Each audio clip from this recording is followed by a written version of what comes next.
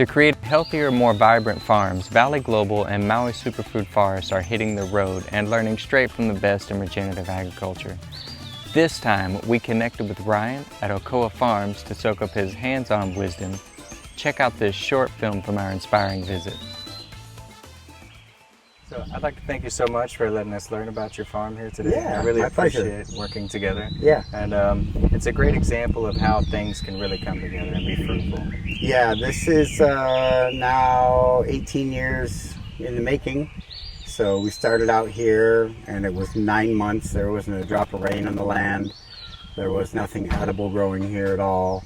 And there was only a few types of plants alive, like some half-dead guinea grass and some castor beans. So we've come a long way from, maybe 3 or 4 invasive species surviving on the land to now we have hundreds of different species of edible and useful plants grown here on this acreage. And it's great. We've been able to, start out like water's important. So we got a water tank, we got a pond. So that way we have an interruption in supply that we can still use solar power and make stuff happen. So this whole farm is running off of solar panels and batteries, which is, a big accomplishment so that, we can be self-reliant. We really appreciate your time today. Yeah. So here we got some jackfruit seedlings, jackfruits and avocados and cherimoyas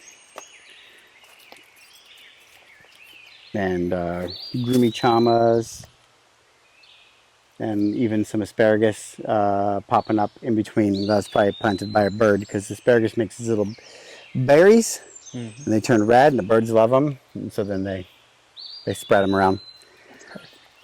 Here we got some breadfruit, more jackfruit. Oh, beautiful. I do love the breadfruit. Yeah, that's some food right there. I love it. You could make it everything from sweet to savory. Super diverse. You can do a lot of stuff with it. So we got ground clover. We're actually walking on some gotu kola. I think gotu kola would probably do well for you too, which is really good for your brain.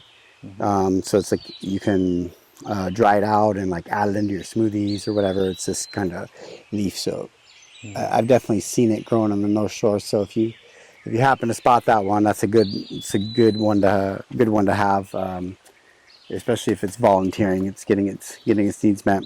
Durian ought to grow well for you. These are like durian trees. Are one of my favorite fruits, but we're at a bit high elevation for it to really do well. It's a little too dry here. But I'm still hopeful. These things smell amazing. It's like stephanotis, that flower that has the white flower.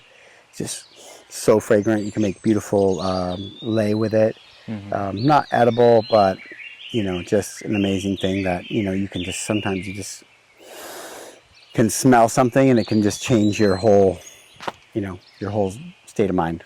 Yes. Yeah. That's how I felt with the rosemary earlier. Yeah. So yeah, more avocados. You got more mango trees in here. Ashwagandha.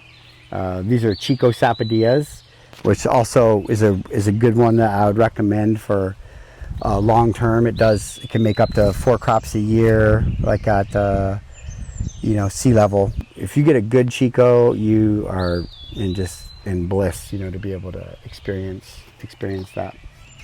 Get ready. We're traveling the world to visit incredible farms like Oko'a Farms and beyond. We're soaking up their best practices to build our own sustainable dream from right here.